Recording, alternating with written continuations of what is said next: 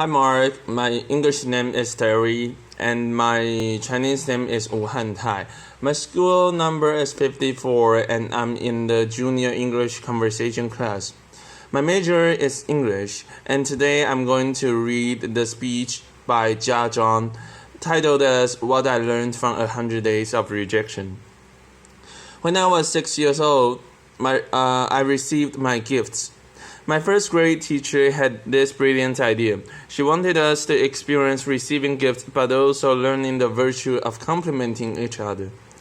So she had all of us come to the front of the classroom and she bought all of us gifts and stacked them in a corner. And she said, "Why don't we just stand here and compliment each other? If you hear your name called, go and pick up your gift and sit down." What a wonderful idea, right? What could go wrong? Laughter. Well, there were 40 of us to start with, and every time I heard someone's name called, I would give out the heartiest cheer. And then there were 20 people left, and 10 people left, and 5 left, and 3 left. And I was one of them, and the compliments stopped. Well, at that moment, I was crying. And the teacher was freaking out. She was like, "Hey, would anyone say anything nice about these people?" Laughter. No one? Okay, why don't you go get your gift and sit down? So behave next year. Someone might say something nice about you. Laughter. Well, as I'm describing this, you probably know I remember this really well. Laughter. But I don't know who felt worse that day. Was it me or the teacher? She must have realized that she turned the team building event into a public roast for 3 6-year-olds. And without the humor.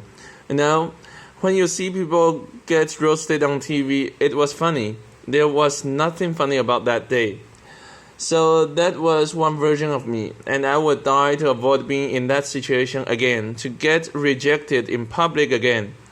That's one version. Then fast forward 8 years, Bill Gates came to my hometown Beijing, China to speak and I saw his message. I fell in love with that guy. I thought, wow, I know what I want to do now. That night, I wrote a letter to my family telling them, by age 25, I will build the biggest company in the world and that company will buy Microsoft. Laughter. I totally embraced this idea of conquering the world, domination, right? And I didn't make this up. I did write that letter. And here it is. Laughter. You don't have to read this through. Laughter. This is also bad handwriting, but I did highlight some keywords. You get the idea. Laughter. So that was another version of me, one who will conquer the world. Well, then 2 years later, I was presented with the opportunity to come to the United States. I jumped on it because that was where Bill Gates lived, right? Laughter. I thought that was the start of my entrepreneur journey. Then fast forward another 14 years. I was 30. Nope, I didn't build that company. I didn't even start. I was actually a marketing manager for a Fortune 500 company. And I felt I was stuck. I was stagnant. Why is that? Where is that 14-year-old who wrote that letter? It's not because he didn't try. It's because every time I had a new idea, every time I wanted to try something new, even at work, I wanted to make a proposal, I wanted to speak up in front of people in a group. I felt there was this constant battle between the 14-year-old and the 6-year-old. One wanted to conquer the world, make a difference. Another was afraid of rejection. And every time that 6-year-old won. And this fear even persisted after I started my own company. I started my own company when I was 30. If you want to be Bill Gates, you've got to start sooner or later, right?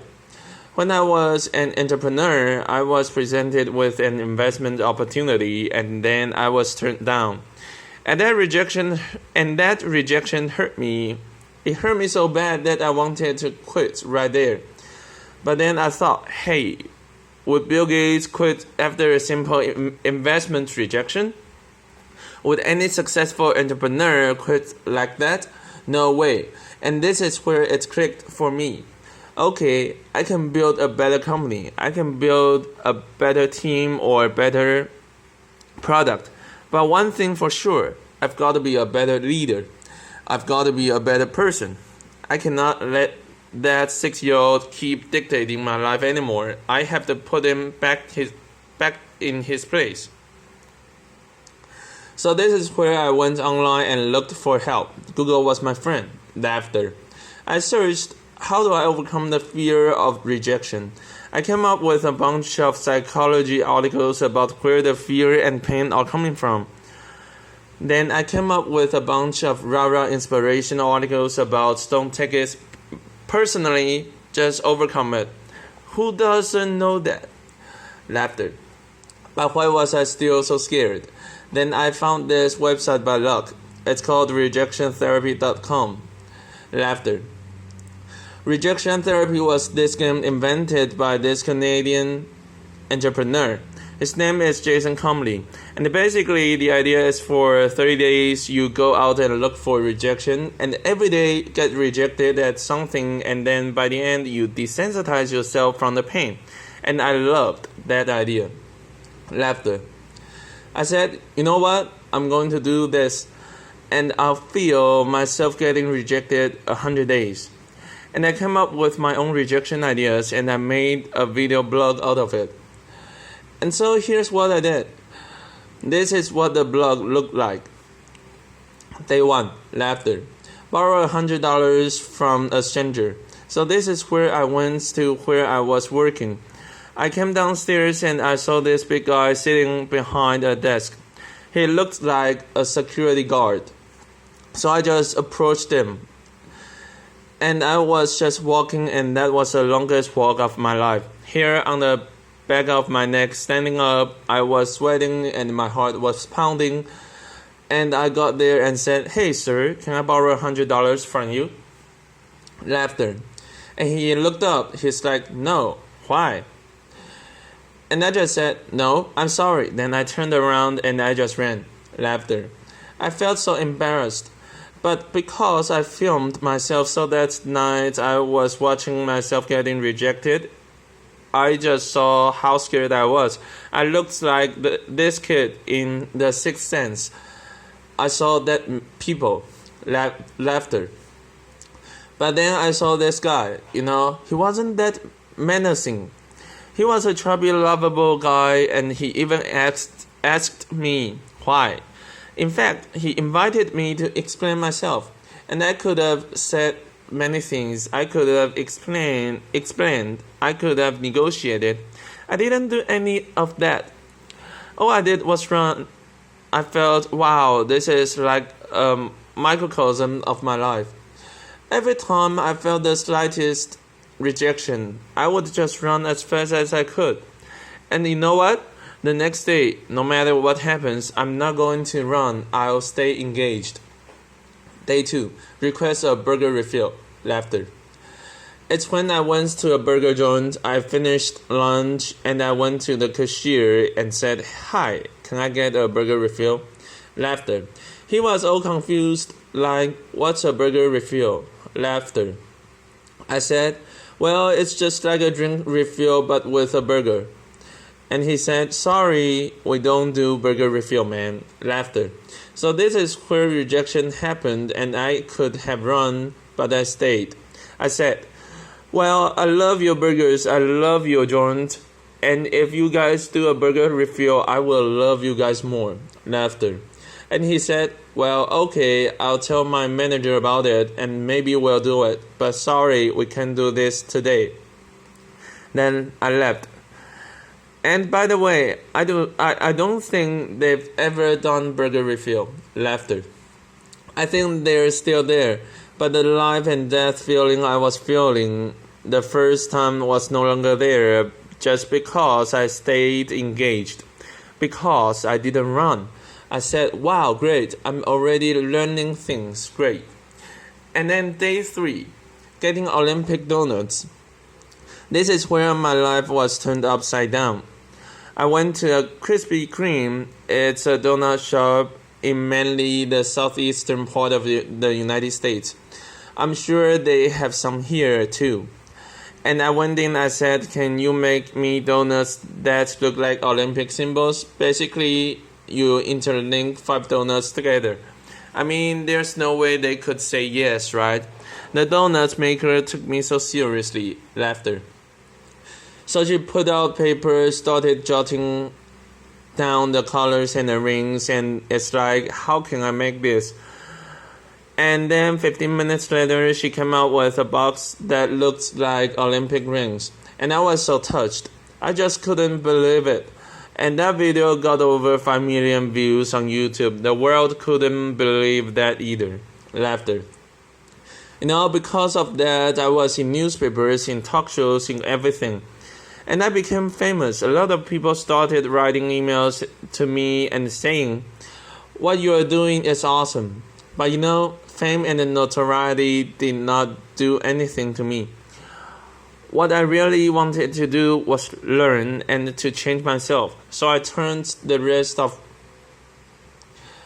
my 100 days of rejection into this playground, into this research project. I wanted to see what I could learn. And then I learned a lot of things. I discovered so many secrets. For example, I found if I just don't run, if I got rejected, I could actually turn a no into a yes, and the magic word is why. So one day I went to a stranger's house. I had this flower in my hand, knocked on the door and said, hey, can I plant this flower in your backyard? Laughter. And he said no, but before he could leave, I said, hey, can I know why? And he said, well, I have this dog that would dig up anything I put in the backyard. I don't want to waste your flower. If you want to do this, go across the street and talk to Connie. She loves flowers. So that's what I did. I went across and knocked on Connie's door, and she was so happy to see me. Laughter. And then half an hour later, there was this flower in Connie's backyard. I'm sure it looks better now. Laughter. But had I left after the initial rejection, I would have thought, well, it's because the guy didn't trust me. It's because I was crazy. It's because I didn't dress up well. I didn't look good. It was none of those. It was because what I offered did not fit what he wanted. And he trusted me enough to offer me a referral. Using a sales term, I converted a referral. Then one day, and I also learned that I can actually say certain things and maximize my chance to get a yes. So for example, one day I went to a Starbucks and asked the manager, hey, can I be a Starbucks greeter? He was like, what's a Starbucks greeter? I said, do you know those Walmart greeters? Those people who say hi to you before you walk in the store and make sure you don't steal stuff, basically. I want to give a Walmart experience to Starbucks customers. Laughter. Well, I'm not sure that's a good thing, actually. Actually, I'm pretty sure it's a bad thing. And he was like, oh, yeah, this is how he looked. His name is Eric. And he was like, I'm not sure this is how he was hearing me, not sure. Then I asked, is that weird? He's like, yeah, it's really weird, man. But as soon as he said that, his whole demeanor changed. It's as if he's putting all the doubts on the floor. And he said, yeah, you can do this, just don't get too weird. Laughter. So for the next hour, I was the Starbucks greeter. I said hi to every customer that walked in and gave them holiday cheers. By the way, I don't know what your career trajectory is. Don't be a greeter. Laughter. It was really boring, but then I found I could do this because I mentioned, is that weird? I mentioned the doubts that he was having, and because I mentioned, is that weird, that means I wasn't weird. That means I was actually thinking just like him, seeing this as a weird thing. And again, I learned that if I mention some doubts, people might have before I asked the question. I gained their trust. People were more likely to say yes to me. And then I learned I could fulfill my life dream by asking. I came from 4 generations of teachers, and my grandma has always told me, "Hey, Jiang, you can do anything you want, but it'd be great if you became a teacher." Laughter. But I wanted to be an entrepreneur, so I didn't. But it has always been my dream to actually teach something. So I said, what if I just ask and teach a college class? I lived in Austin at the time, so I went to University of Texas at Austin and knocked on professors' doors and said, "Can I teach your class?" I didn't get anywhere the first couple of times.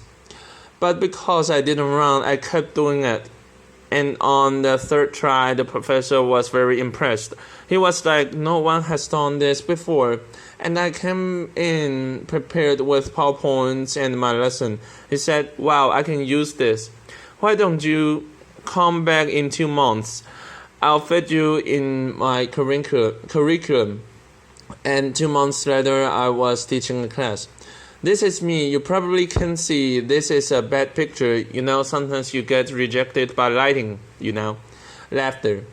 But wow, when I finished teaching that class, I walked out crying because I thought I could fulfill my life dream just by simply asking.